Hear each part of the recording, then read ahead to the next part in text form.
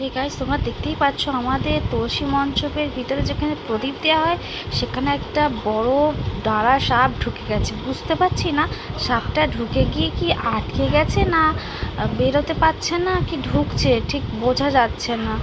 তো আমার দিদা বাইরে দাঁড়িয়ে ছিল, দেখতে পেলো যে অর্ধেক অটোমেটিকলি ঢুকে গেছে। তারপরে তো দেখে আর কোনো লাভ নেই। যদি আমরা আগে থেকে দেখতাম তাহলে না কোনো ব্যবস্থা করতে পারতাম, কিন্তু যখন আমরা দেখি তখন অর্ধেক ঢুকেই গেছে।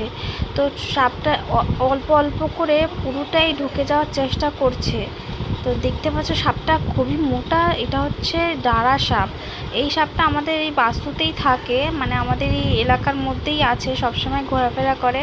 আমার কাজ এখন হচ্ছে শুধু বসে বসে দেখা যে সাপটা বেরোচ্ছে কি বেরোচ্ছে না। দরজা বন্ধ করে রেখে দিতে হয়েছে, কারণ সাপটা যদি ঘরে ঢুকে আসে তো আর এক বিপদ।